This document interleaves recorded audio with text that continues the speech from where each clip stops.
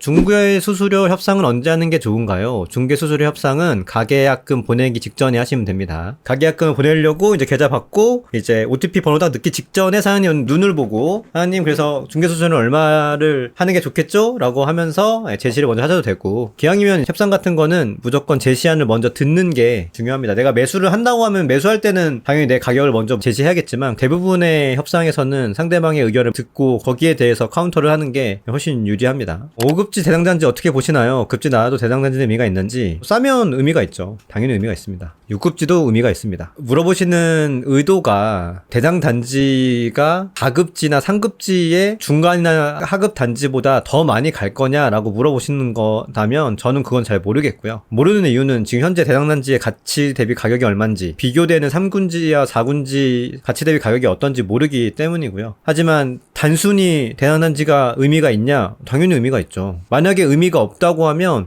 대상단지는 되게 싸야죠.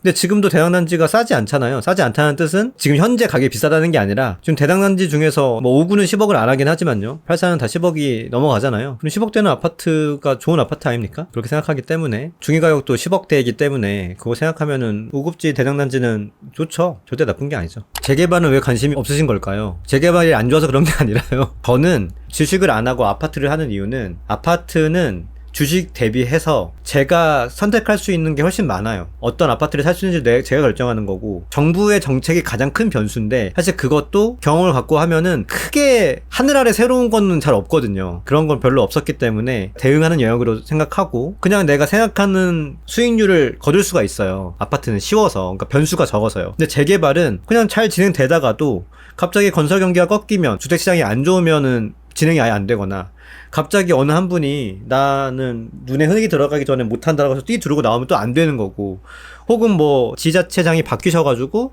갑자기 우리는 보존이다, 우리 개발하지 않는다, 난 보존 매니아다, 그러면 또 안 되는 거고, 제초원도 마찬가지죠. 추가 분담금도 제가 결정할 수 없잖아요. 이런 여러 가지 것들이 내가 컨트롤할 수 없는 영역이다. 그러니까 결국에 기대 수익률이 높아도 내가 이거를 확실하게 컨트롤할 수 없는 게 많다고 하면 난 하지 않겠다라고 생각하는 거지, 재개발이 뭐 기축 투자보다 좋지 않기 때문에 안 하는 건 전혀 아닙니다. 재개발이 되기만 한다고 하면 기축 투자보다 훨씬 좋죠. 사실 어쨌든 새 아파트가 되는 거니까. 저의 성향상 그런 겁니다. 그래서 저도 주식도 잘 안 하는 거죠. 주식도 외부 변수가 많은데 저는 유리 멘탈이거든요. 멘탈이 이렇게 잘 흔들리기 때문에 그렇게는 살 수가 없어서 평화로운 삶을 위해서 아파트를 선택했습니다. 평화로우려고 했는데 사실 그게 평화롭지 않은 것도 약간 함정이긴 해요. 저는 이제 이거를 가르치고 이렇게 하니까 지금 평화롭지 않은 거지, 그냥 보유만 한다고 하면 뭐 잊고 살아도 되는 거죠. 사실 저는 아파트 투자자긴 하지만 아파트 투자는 투자 중에 하나인 거지, 제가 뭐 다른 투자를 한다고 해가지고 갑자기 변절자 해가지고 여러분들이 저 욕할 거 아니시니까, 아파트 투자가 더 이상 저한테 시장 수익률 이상을 넘겨주지 못한다고 생각이 들면 저는 다른 투자 영역을 당연히 볼 거고요.